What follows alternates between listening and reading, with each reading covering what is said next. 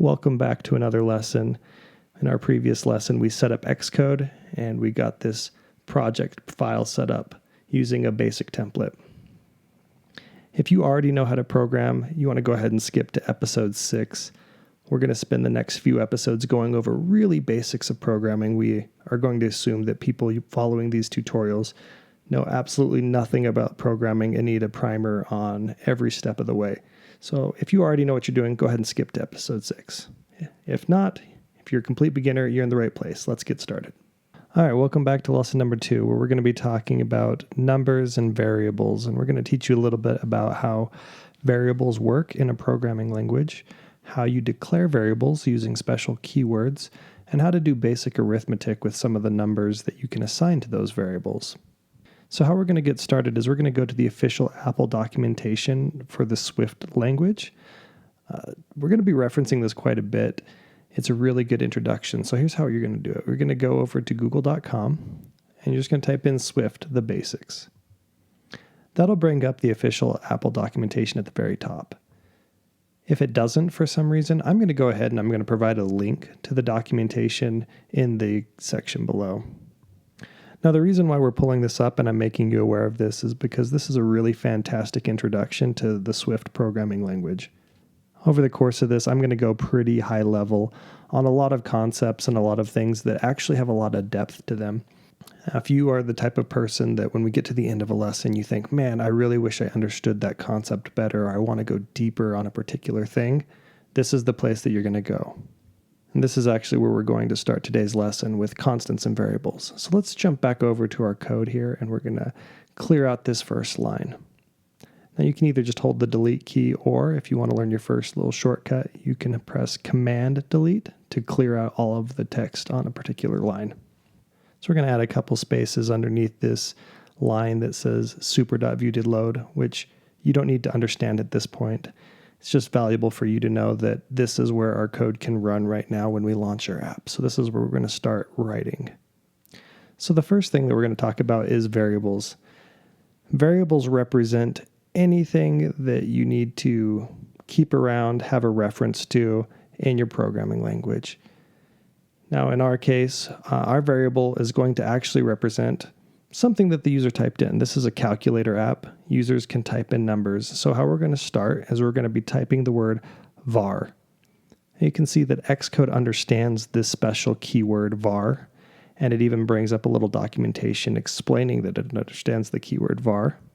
That's a great sign, a little confirmation that we're doing things right. And now we're going to name our variable. Now, like I said before, this variable represents what the user typed in. So we're going to go ahead and name it, what the user typed in. And in this case, we're going to go ahead and say 10. You'll notice the word var has turned purple. The number 10 has turned purple. This indicates that it understands us, it knows what we've typed.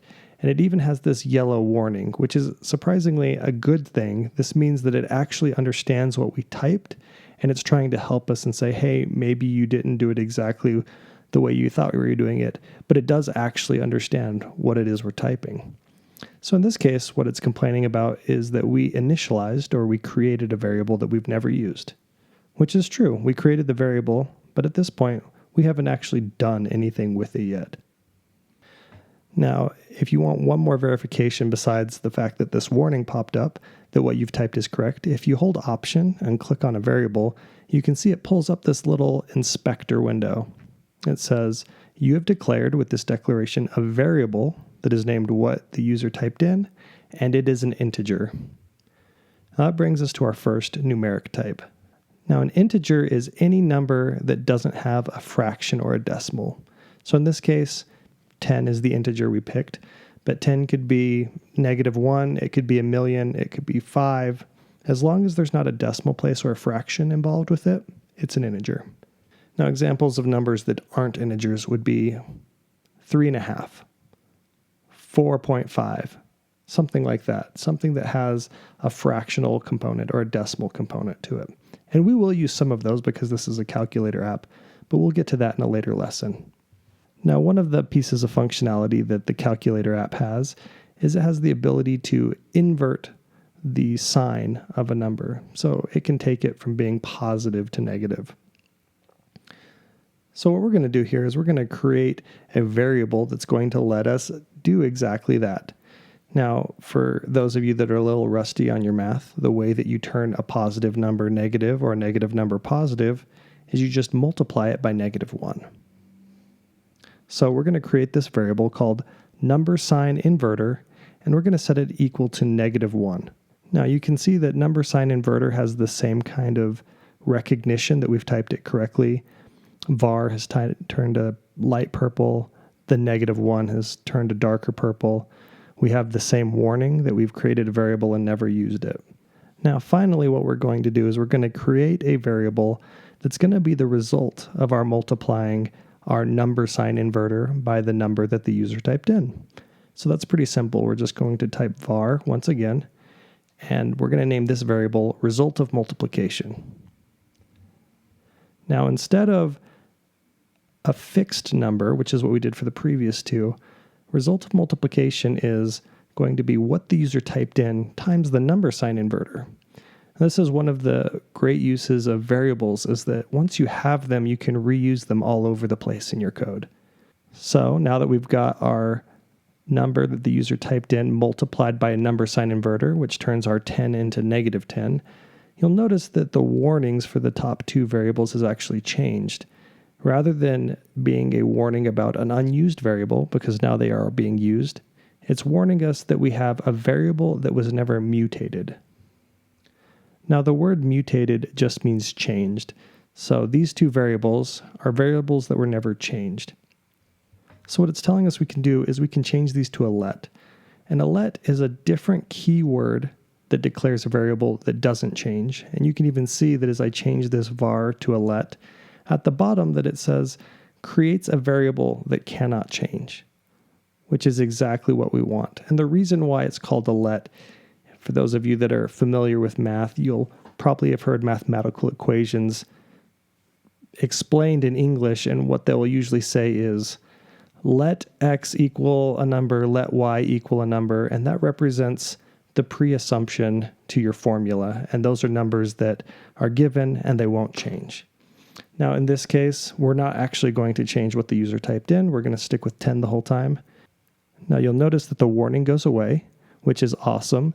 And if you're a little concerned, you want some confirmation that you haven't really screwed it up, you can see that if we just type in some random garbage, that rather than just going blank, it actually turns red, and the color highlighting goes away.